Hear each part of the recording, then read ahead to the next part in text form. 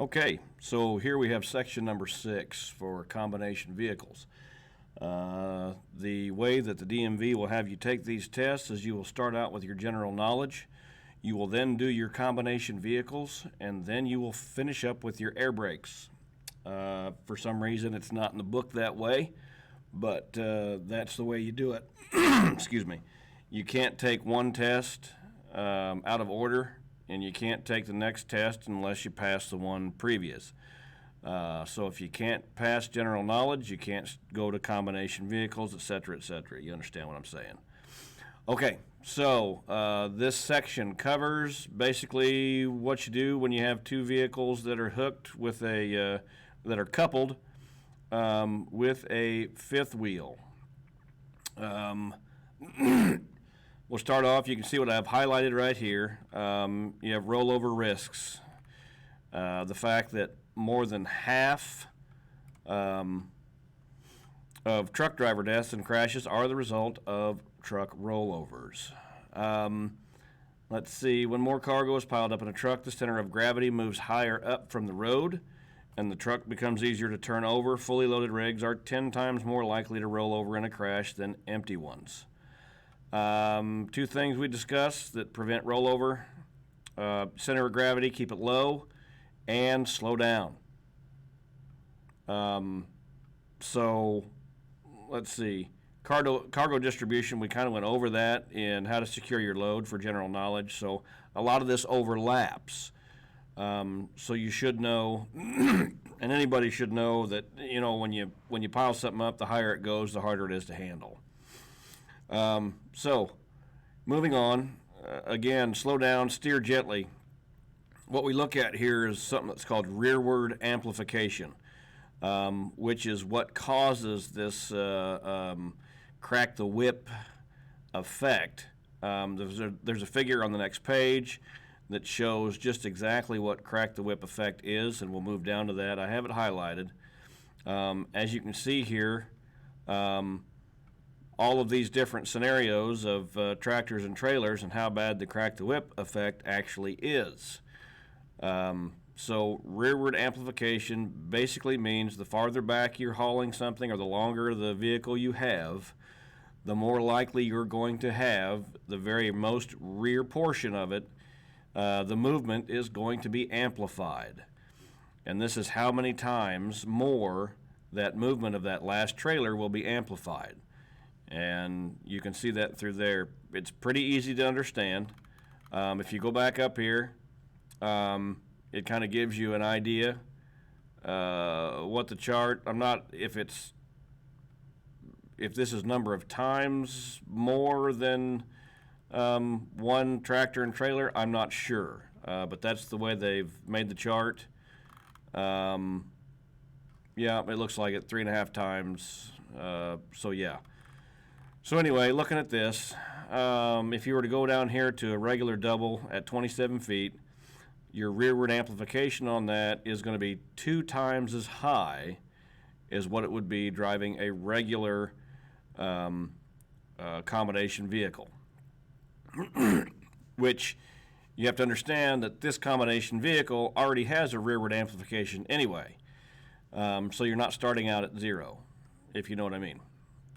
So take that for what it's worth. The most important things there you have to remember is, let's see, fully loaded rigs are 10 times more likely to roll over in a crash.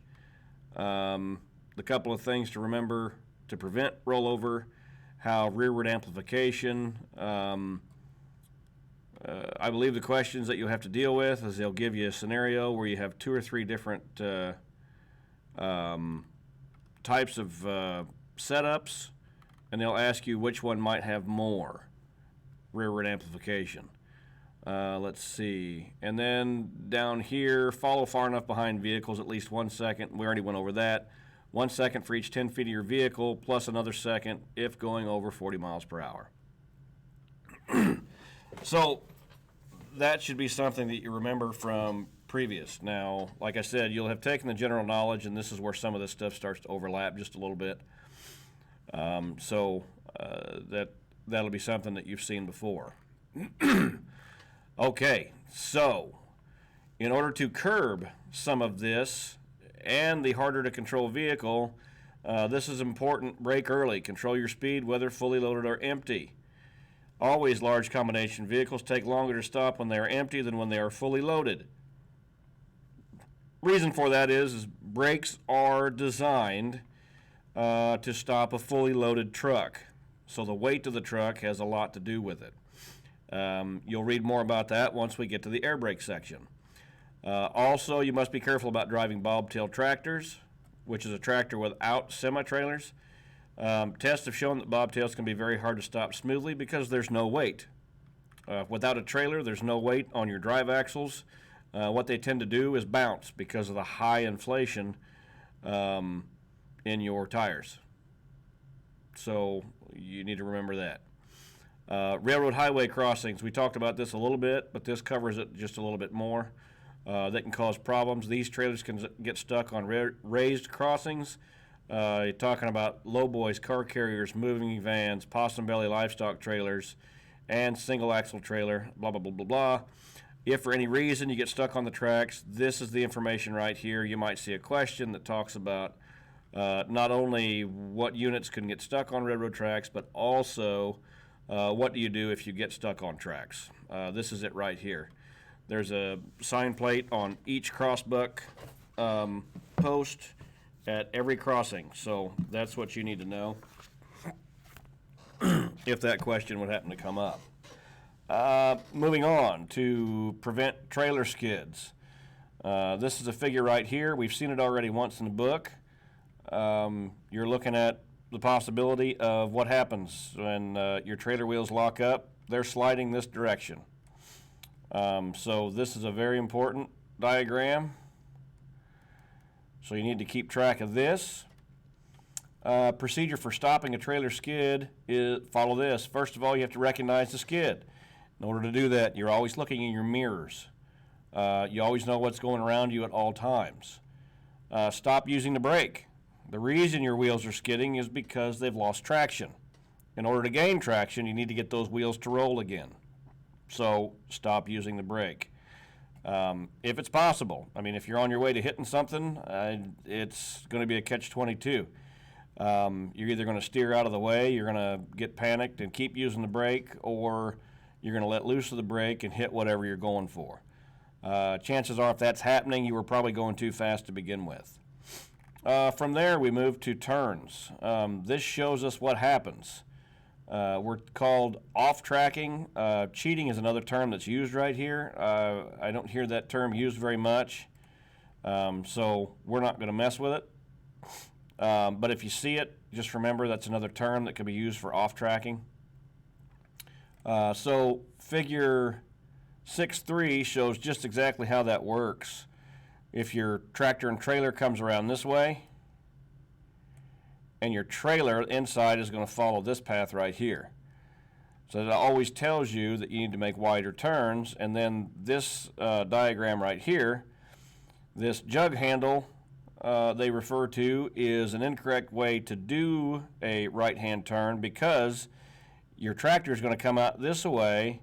Well, what happens is you leave all kinds of space right here for a car to sneak in behind you and get in between you. So the correct way to do it is to come around this way. That way you can get your trailer around and back in, and your trailer never comes away from the curb, if that makes any sense. You'll see more about that once you get into startup, but you need to know these terms right here. They could very well be on your test. Backing a trailer. This is, there's some things here that have a good possibility of being on your test.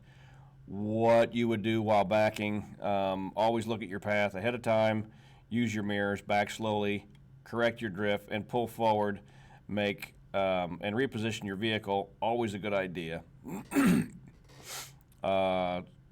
Line of sight is the most important thing when you're backing up, so you always want to be able to see down both sides of the truck. Okay, so you might pause the video right here.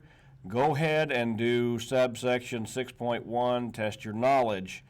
Again, if you can't answer all these questions without going back and looking them up, you need to read that again before you continue with the video. Okay, so moving on to 6.2. Welcome back after pausing to do the quiz there. Trailer hand valve, also called the trolley valve or Johnson bar. These are good to know. We don't have them in our trucks. However, since they print about them, they seem to be in more trucks than they aren't. So you need to kind of know about them. These are not for anything but to test the trailer brakes, as you can see right here. Test the trailer brakes. Never use it in driving because you could make it only operates the trailer tandem brakes, and it could cause a skid. Tractor parking valve. Know all about the tractor parking valve. It's the trailer. Let's see. Trailer supply. Let's see. The tractor parking valve will close automatically if air pressure is low in the range of 20 to 40 psi. So make yourself very familiar with this. Trailer air supply control kind of goes over the same thing. The parking valve is controlled by the trailer air supply control. Again, the valve will pop out, thus closing the tractor parking valve when the air pressure drops into the range of 20 to 40 psi. That's the most important thing to take from that. However, there may be some questions regarding the terms of what might happen if your trailer air supply control breaks or lets loose, which would be to automatically apply the tractor parking valve. Trailer airlines. So you've always got airlines that run between tractor and trailer. You've got service airline and emergency airline. There are some other names for those. Control line or signal line. Never heard of either one of those, but it could be on a test. So service airline is basically what happens is how you get your brakes to work from your foot pedal, both on your tractor and your trailer. Emergency airline controls your emergency brake. Now that is also called the supply line, and that's something you might see as well. It supplies air to the tanks of the trailer, helps release the emergency brakes, and keeps the emergency brakes loose so you can actually pull the trailer down the road. Emergency lines are often coated with the color red, whereas service airlines are coated with blue. Your glad hands are hose couplers. Basically, they look just like this. And that's what hooks together to supply air from your tractor to your trailer. These are not colored to differentiate between the two, but so they wrote it in here to just give you an idea. But they go together in this fashion right here. You'll learn more about that. So here's a history lesson. Older trailers do not have spring brakes. There are some questions that have to do with this, so you want to be ready for that. Let's see here. Some vehicles have dead end or dummy couplers. Always a good idea. You want to keep the ends right here covered when you're not using them. That's why they have dummy couplers, as to try to make sure that they keep those sealed off and dirt and debris don't get in them. Trailer air tanks. Everything's got air tanks because that's your primary method of stopping. It's your only method of stopping. Sorry, that's your primary and secondary method of stopping. So that's the way you have to do it. You have to have air tanks. You have to have a supply of air when you're driving down the road. Shutoff valves. Shutoff valves have more to do with doubles and triples than they do on regular long trailers. But again, we were talking about a little bit of overlap. You don't have to study the doubles and triples section, but you do have to know just a little bit about it, and there could be some questions on it, both in combination vehicles and air brakes, because some of the things, like I said, do overlap. New trailers have spring brakes, just like trucks and tractors. However, converter dollies and trailers built before 1975 are not required to have spring brakes. So 1975 is your key, okay? It's a history lesson. because there are still trailers out there being pulled that are pre-1975, there's a possibility that you might come in contact with one day. Not working for a major company or anybody that spends a lot of time on the road, but some local tankers and dump trailers, are that old, and people still keep them in service because it's cheaper than buying new. So 1975 is what you need to know regarding spring brakes, whether the trucks or whether the trailers have them or not. Okay, so take this time, go through your subsection 6.2, test your knowledge. Again, make sure you can answer all these questions without going through or going back and looking. At that point, you can unpause the video and come back and start with the next section. So I'll leave you with that, and when you come back, we'll be starting on section 6.3. Welcome back. We're going to go into ABS. ABS is anti-lock braking systems. Here's another history lesson. There might be some questions in regard to these dates. All trailers and converter dollies built on or after March 1st, 1998 are required to have ABS. However, many trailers and converter dollies built before this date have been voluntarily equipped with ABS. So, what we need to take from this is the history lesson, know the date. Could have a question that comes up that has to do with the date that ABS was required, started to be required, and where the ABS light is located on the side of a trailer. So know that as well. So there could be a question that says, how might you know if your tractor and trailer are equipped with ABS? A couple of ways to tell is the yellow light, amber light, whichever, back here right towards the back of the trailer, and the idiot light that comes up on your dashboard in your truck. All the rest of this stuff, if you have ABS, you brake as you normally would. Again, we'll go over this more when it comes to air brakes section, but there's more of the overlap that we were talking about. All right, let's go down to coupling and uncoupling. We're talking about combination vehicles, which means you have a tractor and a trailer. So you're going to have to hook and unhook these trailers and make sure that they are safe to take down the road. So that means you have to know how to hook them up to make sure you're safe. So first of all, you're always going to check for damaged or missing parts. You need to know your vehicle. Check to see that the mounting to the tractor is secure, no cracks in frame, etc. Always make sure the fifth wheel plate is greased. A question you might see come up will be, what do you do, how do you inspect, or what do you inspect for on your fifth wheel? And it would be all these things.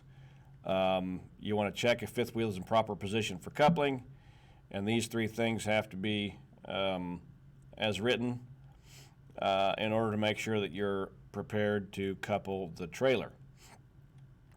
So, along those lines, you would inspect the entire area, chalk the wheels of the trailer to make sure it doesn't roll. That's where 1975 and older comes in. So if it doesn't have spring brakes, you need to make sure the wheels are chalked, or else you could lose the trailer down a cliff. Apparently, that's what they're thinking. Okay, step 3, position tractor. Go directly in front of the trailer.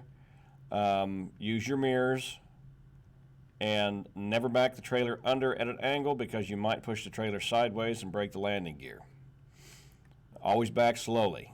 Never use your throttle. Just put it in reverse, let the clutch out, and go as slow as you possibly can. Check the trailer height. This is actually something that you should do a little bit ahead of this stuff, but you have to have the tractor close enough to make sure that you can see how high the trailer is. And then, of course, you always want to check the kingpin and fifth wheel are aligned. Okay, so once you're underneath it, you don't want to hit it too hard, blah, blah, blah. You want to check connection for security. So you raise your landing gear slightly off the ground, get back in the tractor and pull gently forward. to make sure that the fifth wheel kingpin is locked. Secure the vehicle, shut off the engine, take the keys with you. So while you're under it inspecting your work, nobody gets in the truck and takes off. Then you get out and inspect your coupling. These things are the most important to do. No space between the upper and lower fifth wheel. Look under the trailer to make sure that the fifth wheel jaws have closed around the shank of the kingpin. Check that the locking lever is in the lock position, and if there's a safety latch, it has to be in position over the locking lever. Step 15, you raise the front trailer supports and landing gear. Make sure you raise it all the way up. That could be a question on your test as well. I've seen it many times. Ease pressure on the locking jaws this is uncoupling. So shut off trailer air supply to lock trailer brakes, and ease pressure on fifth wheel locking jaws by backing up only gently. Might make it easier to uncouple. Chalk your trailer wheels. Again, we already talked about that. Lower your landing gear this time. If trailer's empty, lower the landing gear until it makes firm contact with the ground. And if it's loaded, after the landing gear makes firm contact with the ground, turn the crank in low gear a few extra turns.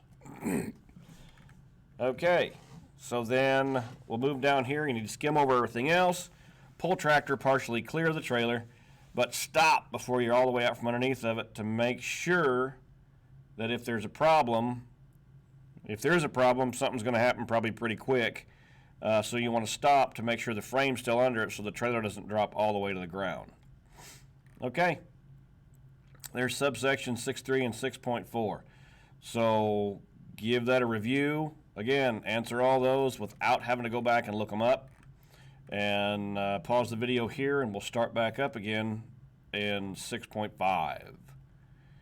Subsection 6.5. Welcome back. We're going to inspect the combination vehicle. Coupling system areas are as follows. You want to inspect the lower fifth wheel, which is the part that's on the truck. It's securely mounted to frame. We've already kind of gone over this. We've already checked for no damaged parts. We always make sure there's enough grease, no visible space between upper and lower fifth wheel, and locking jaws around the shank. So then everything else in here, but this is the main part of it that you'll see on a test. Moving on, the very last part here, before you pull, you want to test your tractor parking valve, which means you want to make sure this is applied and step on and off the brake pedal several times to reduce the air pressure in the air tanks, doing this all while the engine is shut off. So when the air pressure falls into the pressure range specified by the manufacturer, which is usually within the range of 20 to 40 psi, your tractor parking valve should come on automatically. Okay, so that's the main stuff to do with combination vehicles. Do your best, keep studying, answer these questions, make sure you know them before moving on, and then cover all practice tests that you possibly can before you try to go take your test at the DMV or the Secretary of State's facility, whatever you want to call it. I hope you enjoyed subsection or section 6, and stay tuned for another video for section 5, which is air brakes, for your last test. Thank you very much.